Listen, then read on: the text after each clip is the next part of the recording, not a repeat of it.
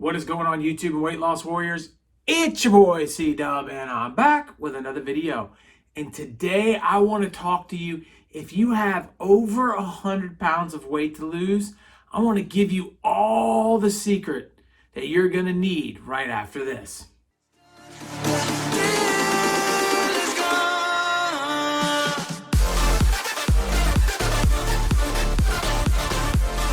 What is going on? My name is C-Dub, and I lost 125 pounds eating one meal a day. But that's not what I'm talking about today. What I want to talk about is all of the stuff that we need to know in order to lose a massive amount of weight, and the real stuff, the facts, not the fiction.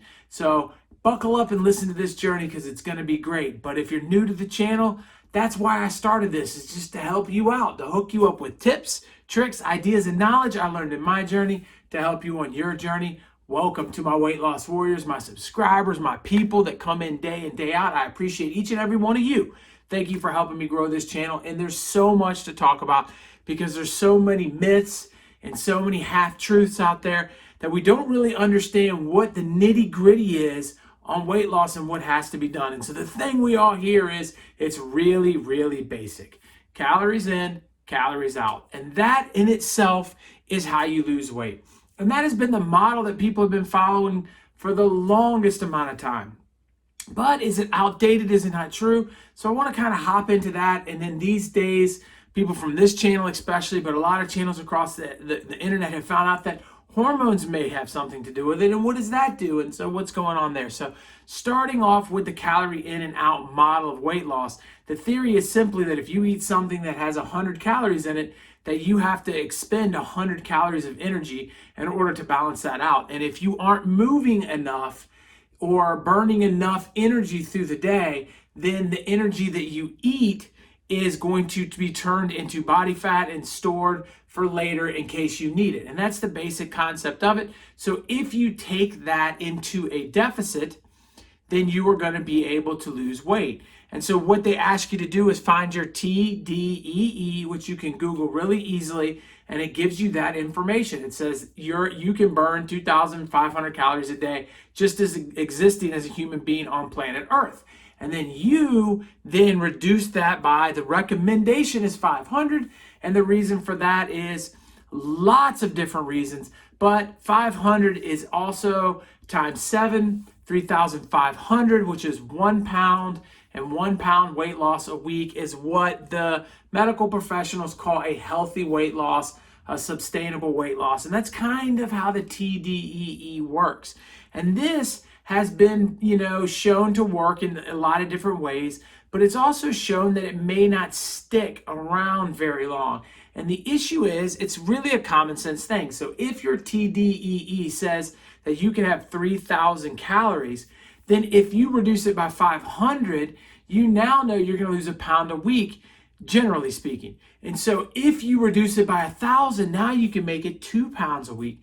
And if you reduce it by 1,500, now you're getting 3 pounds a week. And hey man, if I can only eat 1,500 calories during the week and reduce it by 2,000-ish calories, then now I'm going to be burning another pound. So I could lose 4 pounds of fat a week and I could really get at it. And that's the mentality a lot of people have when they tackle their TDEE. And in the beginning, it's super easy because you're overweight.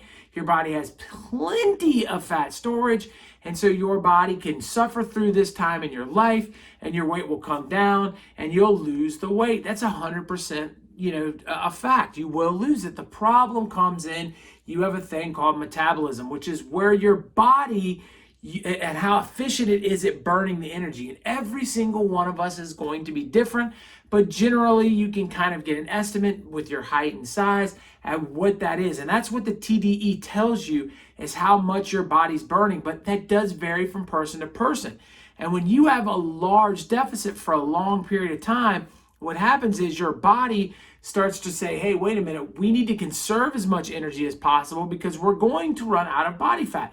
This person is going to need the body fat in the future for when they are starving. So what we have to now do is slow that metabolism down. And when you start refeeding, your body does not pick its metabolism back up. And so what ends up happening is you go back to eating a higher amount of calories, even if it's 500 lower than you normally would have, you're going to start piling the weight back on. And it doesn't stop. Before your weight realizes that, okay, we're storing enough body fat again, before your body realizes that, your weight is generally heavier than when you get started. And that's how we become yo-yo dieters. And this happens not just to me, and it has happened. It happens to people all across the board. And it is the big flaw with the idea that all that matters in weight loss are calories, how much you eat versus how much you burn. And that's it. So recently, there have been a lot of different theories out there, and I'm putting the word theory on this, so I need each and every one of you to fully understand that one of the biggest theories right now is that insulin plays a large part in weight loss, maybe the largest part of all of weight loss. But there's a lot of other hormones and a hormone theory-based weight loss stuff out there. The problem is 100% definitively proven that this is what it is and that this theory is correct. So the thought process is every time you eat, your insulin levels go up. And when your insulin levels are rising, your body switches from fat burning mode to fat storage mode. And so if you eat, your insulin levels go up and you start to turn that into energy. And therefore, when you're turning this into energy, your body's not able to burn the energy that it already has on its body because it is burning the energy that you have just eaten plus whatever you're going to end up storing, and you cannot get your body to burn the fat that is on it because you're constantly moving that insulin level. Now, this has been tested several different times, and in animals it has been proven that it does exist on some level, but in human beings, the trials aren't all the way done. There isn't a lot of it, and when they do have it, they're talking about 6 or 7 people, and they're talking about these small little clinics and trials.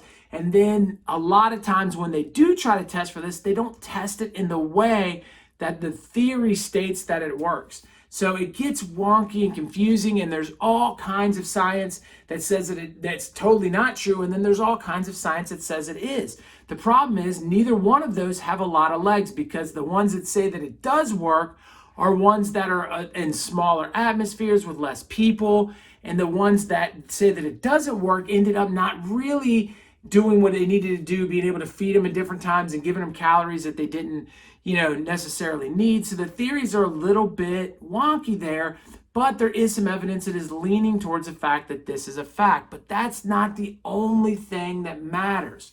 You see, because you have hormones called leptin and hormone called ghrelin, and these two hormones play a significant role in weight loss because they tell you when you've had too much to eat and when you haven't had enough to eat.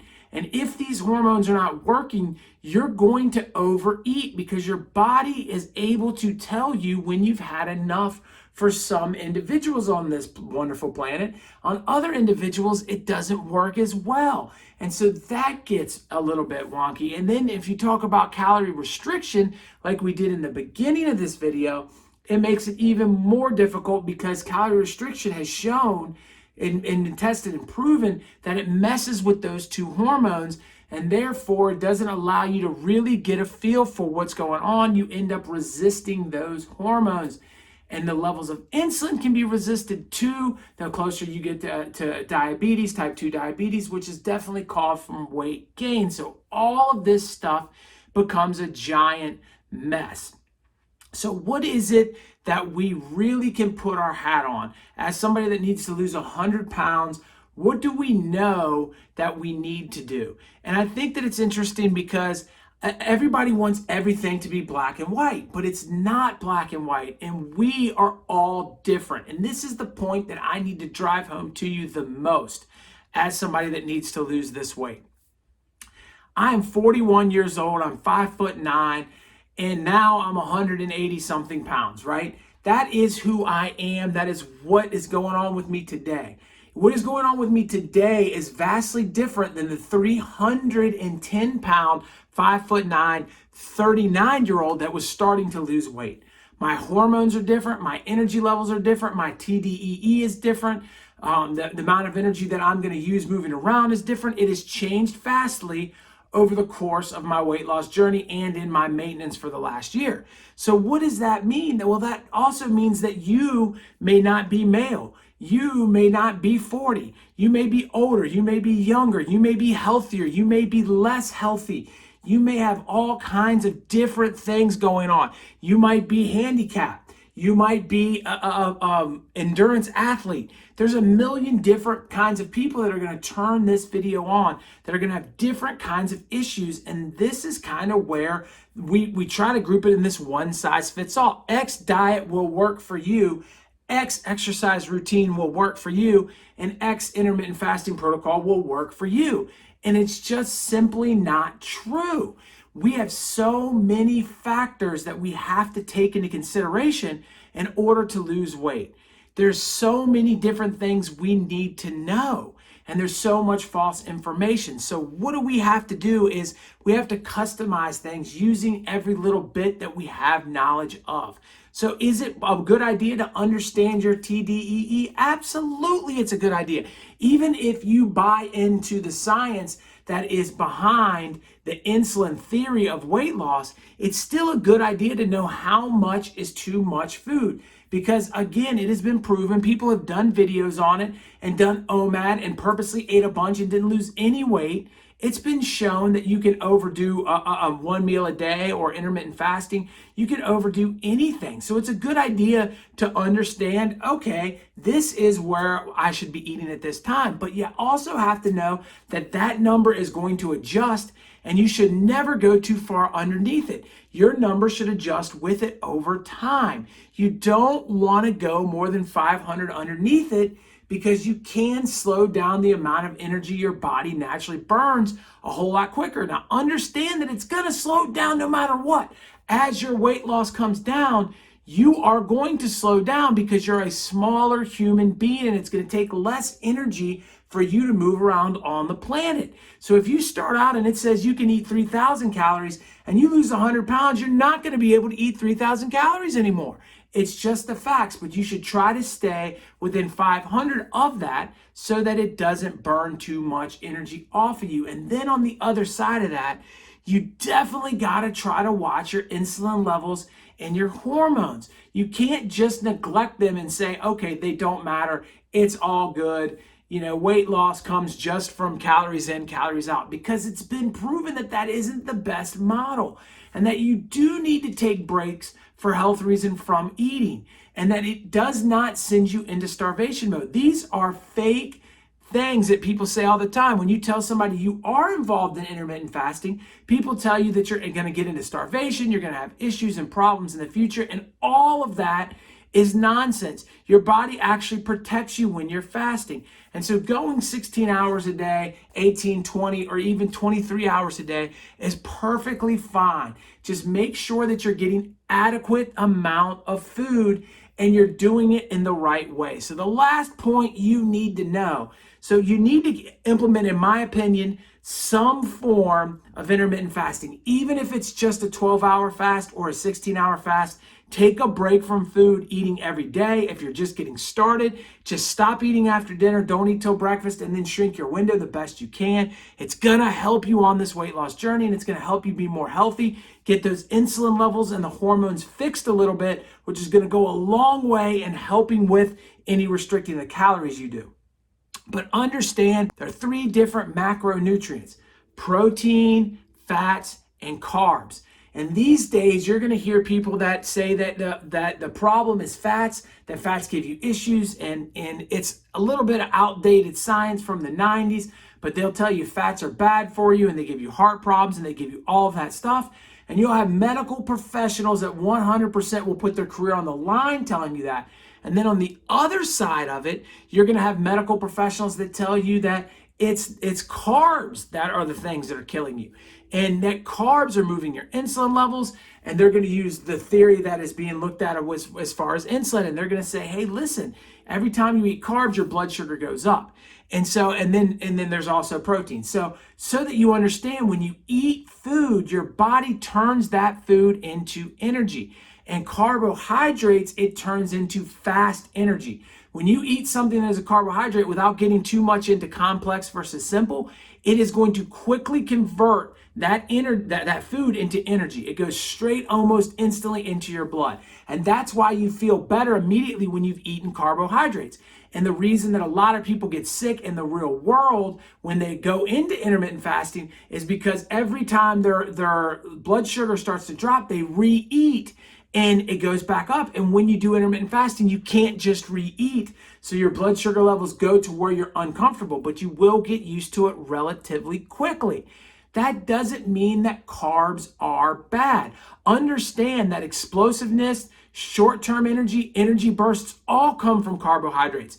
But if you're looking at the carbohydrates, you want to make sure you are eating carbohydrates that are natural, not man-made. And that's just where this whole thing starts. There's complex and there's simple. Simple carbohydrates are carbohydrates that come from candy, that come from things that man makes. And the complex carbohydrates come from the real world, come from your fruits and your vegetables and all the good stuff that you eat and all the good stuff that you're able to use for energy, and it lasts a little bit longer. It isn't as converted as quickly to energy as the candy is. So if you can remember to use carbohydrates that come naturally, you're going to be fine eating carbohydrates. And then fats, it's the same thing. And that's what a lot of people don't want to tell you is there's different kinds of fats. There's saturated fats, there's trans fats, there's natural fats. And trans fats are man-made fats. They come in a lot of oils and they come in a lot of things. And when you take something like a potato and you stick it into a man-made oil, you have created something that is not good for you. And it doesn't matter if it was bacon in a man-made oil, right?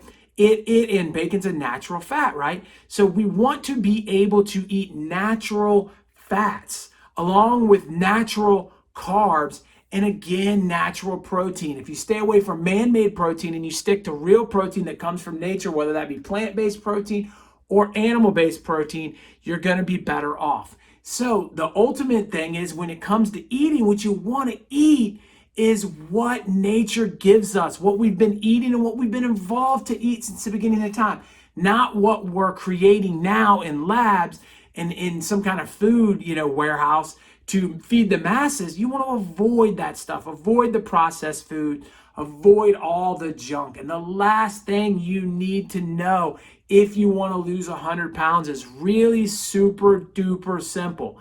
It's the fact that if you move more, you burn more energy, no matter what angle, whether you're on the side of calories in, calories out, or you're on the side of insulin being the most important thing. Moving your tail is gonna help you. Now understand that does not mean you need to join a gym now if you're 100 pounds overweight and grind at it every single day for 10 hours a day and really change everything about you, because the chances of you failing have increased greatly.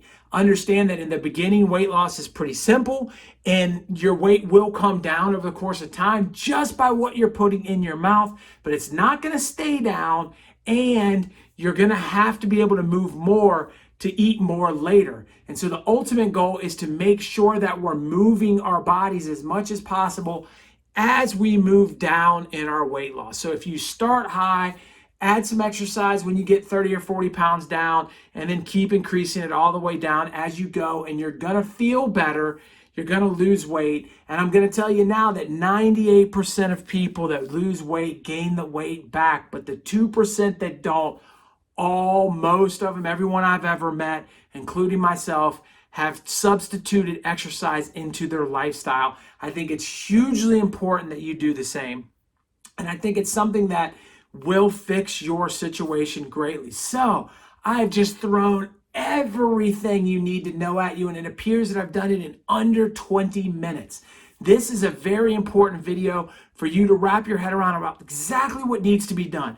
All the topics I've discussed in this video, I have plenty of videos on this channel that break them each one down in a lot more ways, and something that I think will help you if you stay apart and subscribe to this channel and look at the videos. And I have more coming in the future, but I wanted to give you a one-stop place to how to lose 100 pounds. I know it's a lot of information, but I think you can break it all down, bookmark the video, watch it over and over again, learn the terms, look the terms up, watch my videos on each one of them, because it's going to do nothing but help you in your journey. I appreciate you so much, and you're going to see right here, it's going to be a video on the benefits that I have gotten from eating 1 meal a day, and popping up all around me will be other videos just like it. Right here's my face that will subscribe to this channel. The information that I'm giving you is priceless, but to click on that button, it is free. I will catch each and every one of you on my next one, I hope. Thanks for being a part of this channel. Peace.